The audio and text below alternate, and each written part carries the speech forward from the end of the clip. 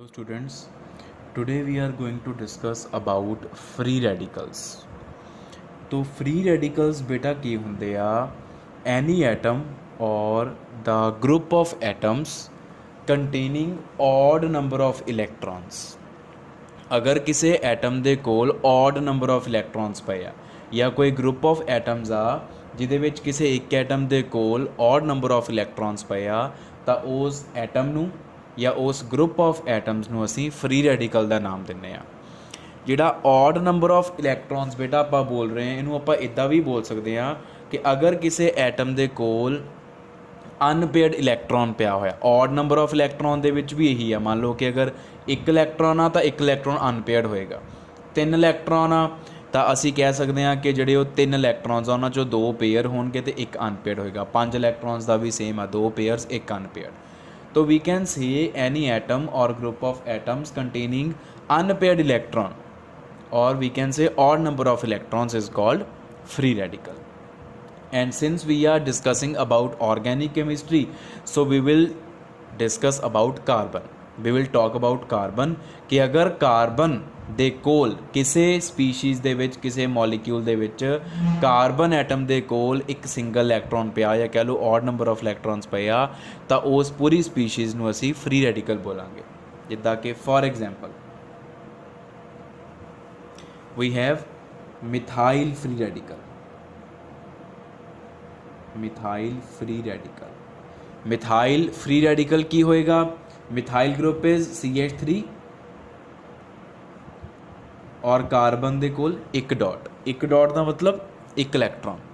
Free radical ਜਿਹੜਾ ਹੁੰਦਾ ਉਹਨੂੰ ਲਿਖਣ ਦਾ ਤਰੀਕਾ ਬੇਟਾ ਕੀ ਆ, ਅਸੀਂ ਇੱਕ ਇਲੈਕਟ੍ਰੋਨ ਨੂੰ ਡਾਟ ਦੀ ਹੈਲਪ ਦੇ ਨਾਲ ਸ਼ੋ ਕਰਦੇ। ਜਦੋਂ ਵੀ ਸਿੰਗਲ ਇਲੈਕਟ੍ਰੋਨ ਲਿਖਣਾ ਹੋਵੇ ਤਾਂ ਹਮੇਸ਼ਾ 1 ਡਾਟ ਪਾਈਦੀ ਆ ਅਸੀਂ। ਤਾਂ ਇਹ ਸਾਡੇ ਕੋਲ ਮਿਥਾਈਲ ਫਰੀ ਰੈਡੀਕਲ ਆ ਗਿਆ। ਇਸ ਤਰੀਕੇ ਨਾਲ ਤੁਸੀਂ ਕੋਈ ਵੀ ਫਰੀ ਰੈਡੀਕਲ ਲਿਖ ਸਕਦੇ ਹੋ। ਇੱਕ ਐਗਜ਼ਾਮਪਲ ਹੋ ਗਈ, ਮੰਨ ਲਓ ਦੂਜਾ ਹੈ ਸਾਡੇ ਕੋਲ ਇਥਾਈਲ ਫਰੀ ਰੈਡੀਕਲ। तो इथाइल फ्री रेडिकल की होएगा? इथाइल ग्रुप इज CH3CH2 और CH2 वाली कार्बन के उपर असी एक डॉट लगाती तो ये हो गया इथाइल फ्री रेडिकल। ये ऑर्गेनिक फ्री रेडिकल है because we are talking about organic chemistry. अगर तुसी इनऑर्गेनिक फ्री रेडिकल की गल करनी हो you can say chloride free radical, simple. तो वो की हुंदा? Cl के उपर सिंगल डॉट लगा दी है, it is chloride free radical. तो ये बेटा साडे कोल फ्री रैडिकल्स दियाँ एग्जाम्पल्स आ। फिर आपां गल करते हैं हाउ टू प्रिपेयर कि ये free radicals they method of preparation की आ, असी इन्हां नूं किद्दां बना सकते हैं। तो बेटा जिहड़ा मेन मैथड हैगा फ्री रैडिकल्स की प्रिपरेशन का, जिहदे नाल फ्री रैडिकल्स बनते आ, अपने आप बनते चाहे असी बनाने आ, वो हुंदी आ homolysis of bonds। Homolysis of bonds, what is homolysis? This we have already discussed. Homolysis means homolytic cleavage of bond. What is homolytic cleavage of bond? जदों bond break करे in the presence of light ਤਾਂ ਜਿਹੜੇ bond ਦੇ 2 electrons ਆ they are equally distributed. Every atom takes up its own electron when this type of bond breakage takes place. For example, we have methane CH4,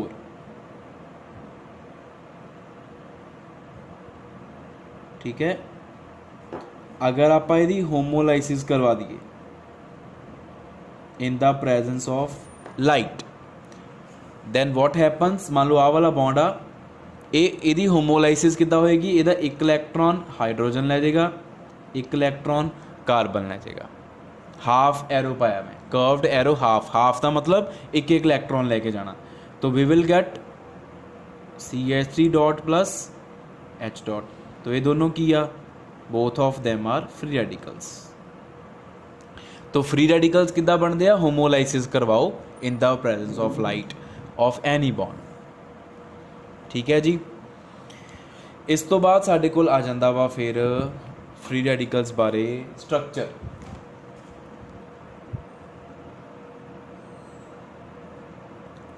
structure of free radicals. Structure कह लो, जमैट्री कह लो, shape कह लो, molecule की कुछ भी कह सकते हैं।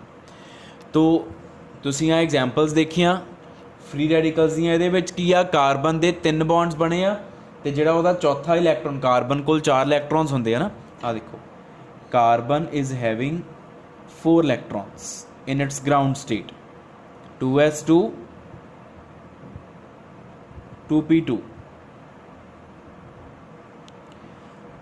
अगर आप पेयर तोड़ना होवे then we are to excite this atom by providing energy,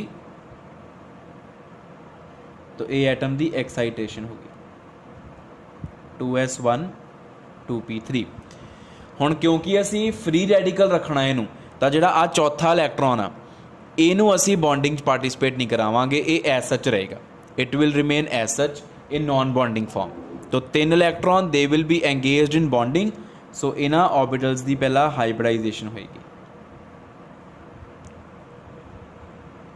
hybridisation of carbon is sp2। sp2 का मतलब की हो गया, ज्योमेट्री अराउंड कार्बन इज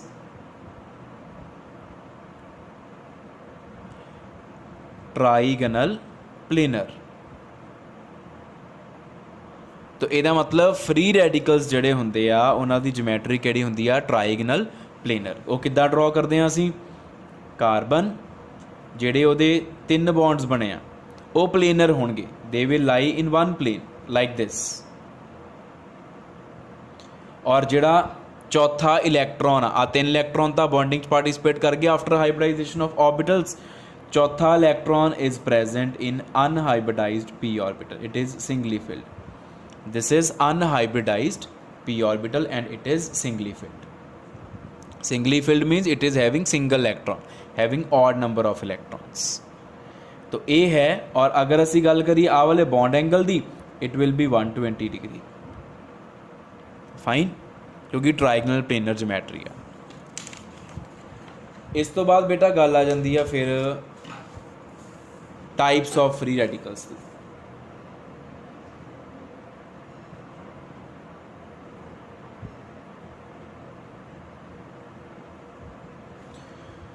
तो जेडे 4 फ्री रैडिकल्स इक्को जे लगते हैं उन्होंने चारों नूं असीं इकट्ठे स्टडी करते हैं, और उही असीं कहने कि फ्री रैडिकल्स दियां 4 टाइप्स होंदियां। किहड़े किहड़े हुंदे आ, मिथाइल फ्री रैडिकल,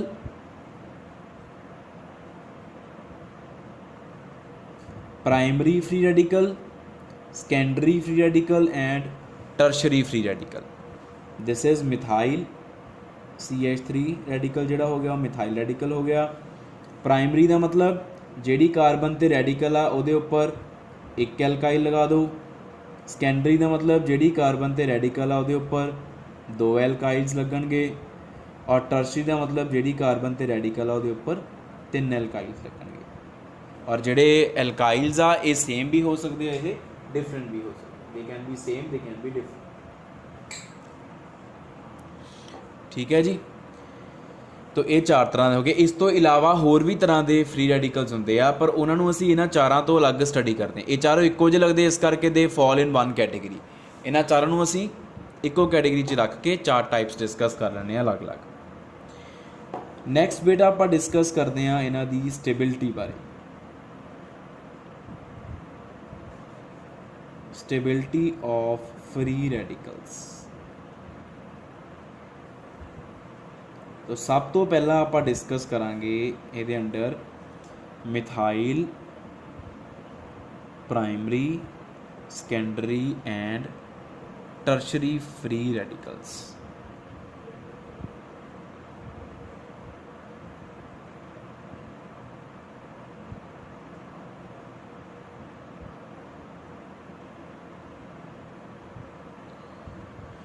तो पहला आप इन्हां दा स्टेबिलिटी कंपैरिजन करांगे। ठीक है। तो इन्हां दा जिहड़ा स्टेबिलिटी कंपैरिजन आ बेटा that can be done on the basis of hyperconjugation. What is hyperconjugation? Delocalization of bonds. और डीलोकलाइजेशन ऑफ केड़े बॉन्ड्स? सिग्मा बॉन्ड्स, या delocalization of sigma electrons. More precisely if we say जदों sigma bond के इलैक्ट्रॉन्स भी ਡੀਲੋਕਲਾਈजेशन participate कर लैन तो उस phenomena नूं असीं हाइपर कंजुगेशन बोलते हैं। जे सिर्फ पाई बॉन्ड दे या सिर्फ जिहड़े नॉन बॉन्डिंग पेयर्स हुंदे लोन पेयर्स उही ਡੀਲੋਕਲਾਈजेशन पार्टिसिपेट करते हैं तो रेजोनेंस हुंदी आ। जे नाल सिग्मा इलैक्ट्रॉन्स भी ਡੀਲੋਕਲਾਈजेशन पार्टिसिपेट कर लैन तो वह हाइपर कंजुगेशन हो जाती है। ठीक है, hyper conjugation will help us explain the stability of these free radicals. तो हाइपर कंजुगेशन जिहड़ी आ बेटा इस फिनोमिना बारे अगर आप थोड़ा जिहा रिवाइज करिए तो ये किहड़ी कार्बन ते किहड़ी हाइड्रोजन इनवॉल्व हुंदी आ, alpha carbon and alpha hydrogen is involve. Alpha carbon ते अल्फा हाइड्रोजन जिहड़ा बॉन्ड हुंदा बेटा सिग्मा बॉन्ड उही हाइपर कंजुगेशन ब्रेक करदा हुंदा वा। ਉਹੀ ਉਹ ਵਾਲੇ ਇਲੈਕਟ੍ਰੋਨਸ ਹੀ ਅਲਫਾ ਕਾਰਬਨ ਤੇ ਅਲਫਾ ਹਾਈਡਰੋਜਨ ਦੇ ਬੌਂਡ ਵਾਲੇ ਇਲੈਕਟ੍ਰੋਨਸ ਹੀ ਡੀਲੋਕਲਾਈजेशन 'ਚ ਪਾਰਟਿਸਿਪੇਟ ਕਰ ਦਿੰਦੇ ਆ। ਜਿਹੜਾ ਇਹਨਾਂ ਦੋਨਾਂ ਦਾ ਸਿਗਮਾ ਬੌਂਡ ਆ ਉਹਨੂੰ ਹੀ ਅਸੀਂ ਹਾਈਪਰ ਕੰਜੂਗੇਸ਼ਨ ਬੋਲਦੇ ਹਾਂ। More is number of alpha hydrogens, more is number of hyper conjugating structures, hence more is stability of the free radical, because we are talking about free radicals।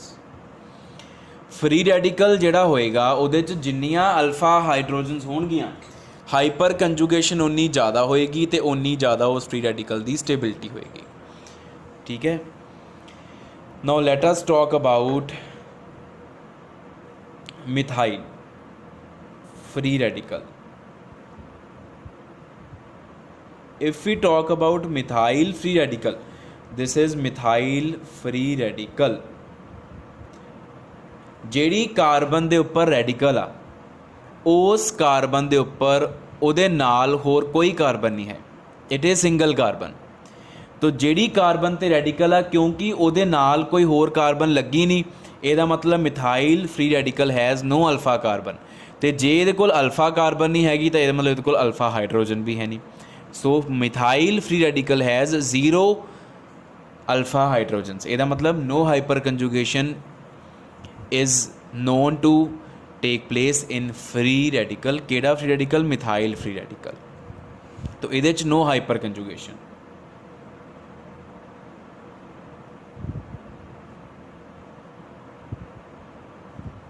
ठीक है जी। If we talk about primary free radical,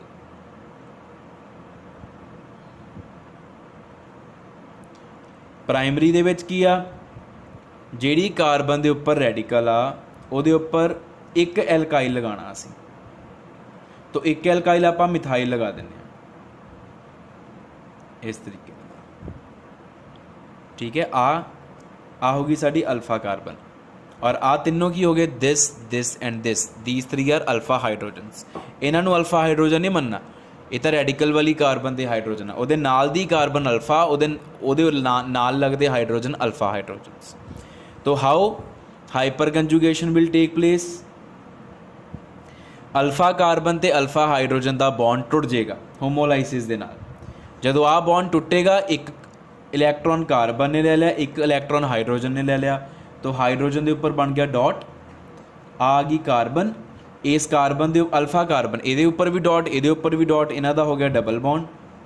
ठीक है, नाल CH2 उदी रख दिंदे आ और आ दोनों का बॉन्ड फिलहाल उदी बनिया होया। हुण वारी वारी सारे अल्फा हाइड्रोजनस की वारी आनी है।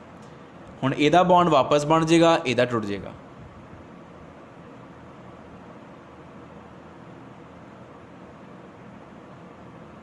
एंड इन द एंड जिहड़ा नीचे वाला हाइड्रोजन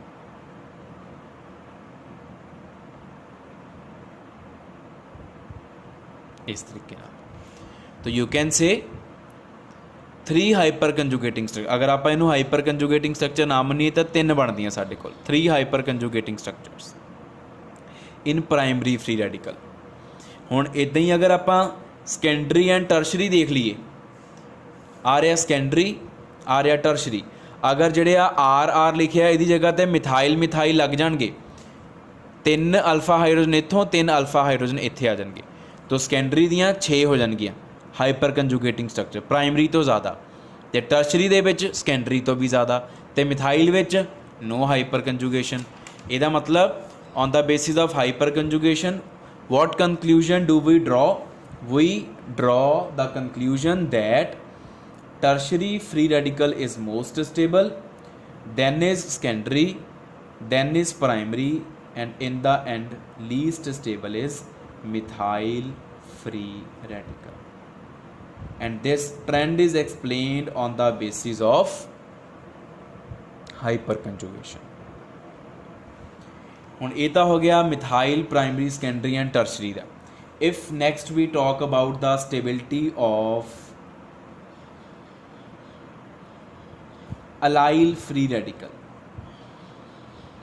ਤਾਂ ਅਲਾਈਲ ਕੀ ਚੀਜ਼ ਹੁੰਦੀ ਆ ਆਪਾਂ ਆਲਰੇਡੀ ਪਹਿਲਾਂ ਵੀ ਬਹੁਤ ਵਾਰ ਡਿਸਕਸ ਕਰ ਲਿਆ ਡਬਲੀ ਬੌਂਡਡ ਕਾਰਬਨ ਦੇ ਨੈਕਸਟ ਕਾਰਬਨ ਜਿਹੜੀ ਹੁੰਦੀ ਆ that is called allyl carbon CH2 double bond CH single bond CH2 dot this carbon doubly bonded carbon they are vinyl carbon vinyl to next is allyl this is allyl carbon इनू असी allyl carbon बोलते हैं this free radical is highly stable because of resonance this is resonance stabilized allyl free radical is resonance stabilized and resonance stability is more than hyperconjugation stability याद रखियो हमेशा तो resonance किद्दां हुंदी resonance is delocalization of pi electrons आ वाला pi bond टुट जाएगा this pi bond will break like एक electron ਇਹਦੇ ਕੋਲ ਗਿਆ ਇੱਕ ਇਲੈਕਟ੍ਰੋਨ ਇਹਦੇ ਕੋਲ ਚਲਾ ਗਿਆ तो ਜਦੋਂ ਇਸ ਕਾਰਬਨ ਦੇ ਕੋਲ ਇੱਕ ਇਲੈਕਟ੍ਰੋਨ ਆ ਗਿਆ ਇੱਕ ਇਹਦੇ ਕੋਲ ਪਿਆ ਇਹਨਾਂ ਨੇ ਆਪਸ ਚ ਸ਼ੇਅਰਿੰਗ ਕਰ ਲੈਣੀ ਹੈ ਔਰ ਇੱਧਰ ਵਾਲੀ ਦੇ ਉੱਪਰ ਰੈਡੀਕਲ ਬਣ ਜਾਣਾ ਆ ਹੋ ਗਿਆ ਸਿੰਗਲ ਬੌਂਡ ਇੱਥੇ ਆ ਗਿਆ double bond this is resonance stability of allyl free radical ਇੱਦਾਂ ਹੀ ਸਾਡੇ ਕੋਲ ਹੈ benzyl free radical it is also resonance ਸਟੇਬਲਾਈਜ਼ਡ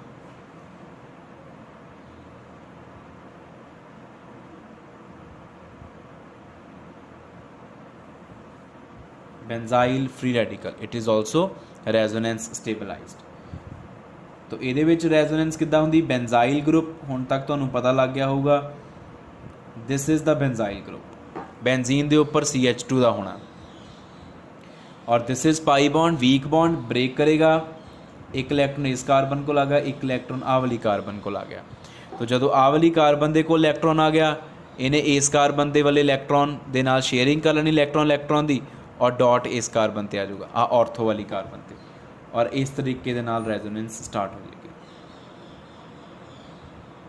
इत्थे आ गया double bond and so on तो अगों फर्दर रेजोनेंस आप ड्रॉ कर सकते हैं this is the resonance stability of benzyl free radical ठीक है बेंजाइल फ्री रेडिकल का दूसरा नाम की है it is phenyl methyl free radical phenyl methyl free radical इसे कैटेगरी दे diphenyl methyl free radical methyl free radical is CH3 dot diphenyl methyl minus methyl दे 2 हाइड्रोजन निकल गए तो 2 फिनाइल रिंग्स लग गई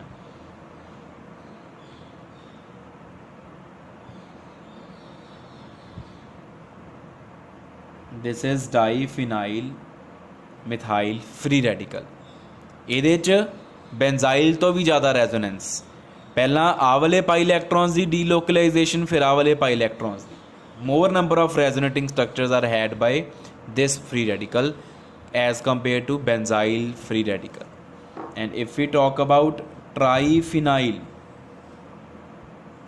methyl free radical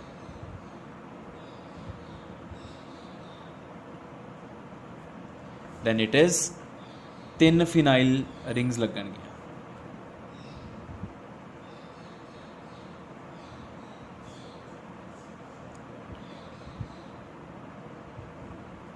इस तरीके नाल। This is triphenyl methyl free radical, and this is even more stable than diphenyl methyl free radical because of having even more number of resonating structures. ठीक है, पहला ਇਹਦੀ ਡੀਲੋਕਲਾਈजेशन, फिर इधर, फिर इधर ਡੀਲੋਕਲਾਈजेशन ऑफ इलेक्ट्रॉन्स ज़्यादा हो रही है। तो this is all about the stability of different free radicals explained on the basis of different phenomenons like hyperconjugation and resonance. So this is all about free radicals. That's it.